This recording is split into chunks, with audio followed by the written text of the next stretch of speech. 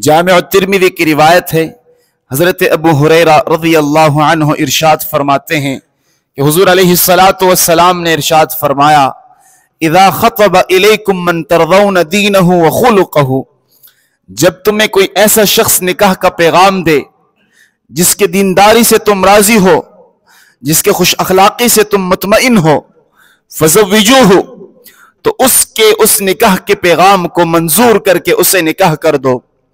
इल्ला तफ़अलूहु, अगर तुम ऐसा नहीं करोगे, तकुन फितनतुन फिल अर्ज़ि, तो जमीन में फितना बर्पा हो जाएगा, और फसादुन अरीज़, और बहुत बड़ा फसाद बर्पा हो जाएगा। दोस्तों, इस्लाम ने अपने मानने वालों को हर चीज के हवाले से मुकम्मल रहनुमाई दी है। जिंदगी के हर शोबे में आप जो रहनुमाई इस्लाम से लेना चाहें, इस्लाम आपकी मुकम्मल रहनुमाई करेगा। आप तिजारत के हवाले से इस्लाम से रहनुमाई लेना चाहें, इस्लाम आपकी तिजारत में मुकम्मल रहनुमाई करेगी। आप अगर ज़राअत के हवाले से, इबादात के हवाले से, किसी भी हवाले से इस्लाम से रहनुमाई लेना चाहें, इस्लाम आपकी मुकम्मल रहनुमाई करेगा। हत्ता कि निकाह के हवाले से भी मुकम्मल इस्लामी तालीमात मौजूद है। उन अहकामात में से पहला हुक्म इस्लाम का यह है हमसे कि जब तुम्हें निकाह का कोई पैगाम दे, तो ये बात कुरान और हदीस दोनों से साबित है कि पहली चीज जिस पर तुमने फोकस करना है, जिसको तुमने तरजीह देनी है, वो दीनदारी है, वो खुश अखलाकी है, वो हुस्न सीरत है। कि जिसकी दीनदारी से तुम मुतमईन हो जाओ, जिसके खुश अखलाकी से तुम मुतमईन हो जाओ, उससे निकाह करो।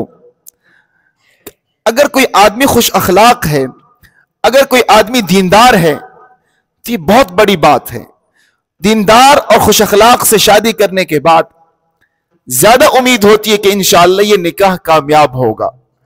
लेकिन अगर हम दीनदारी को तरजीह न दें, दुनियावी मादी चीजों पर नजर रखें, पैसे पर नजर रखें, जाहिरी हुस्न पर नजर रखें, डिग्रियों पर नजर रखें, और दीनदारी को पसे पुश डाले, तकवा को पसे पुश डाले, इस्लामी अहकामात पर वो कितना अमल पेरा है, इसको छोड़ दे, तो बहुत से मर्तबा ये देखने में आया है कि ऐसे निकाहें आमतौर पर नहीं चलती।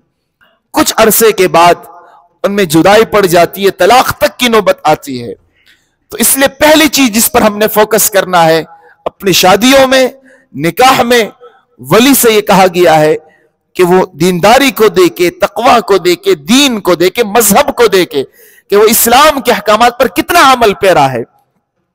हज़रत ख्वाजा हसन बसरी रहमतुल्लाह अलैह से किसी ने पूछा कि हजरत, मेरी एक बेटी है जिनसे मुझे बहुत मोहब्बत है, आप मुझे बताइए कि किस से उनका निकाह कर दूं। आजकल उनके रिश्ते आ रहे हैं, निकाह के काबिल हो चुकी है, शादी के काबिल हो चुकी है। तो हज़रत हसन बसरी रहमतुल्लाह अलैह ने फरमाया कि जो दीनदार मुत्तकी तुम्हें निकाह का पैगाम दे, उसके निकाह के पैगाम में हाँ कर दो और उसको अता कर दो।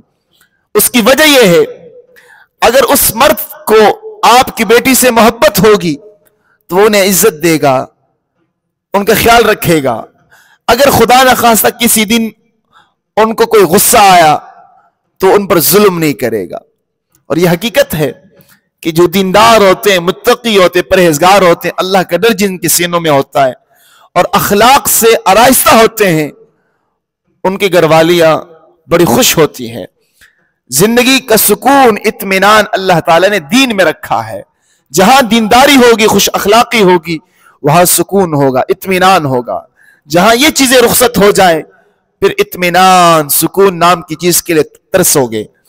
बेशक दुनिया हो, बेशक पैसा हो, बेशक गाड़ी हो, बेशक बंगला हो, लेकिन दीन, अखलाक, ये चीजें जब जिंदगी में नहीं होती तो जिंदगी अजाब बन जाती है।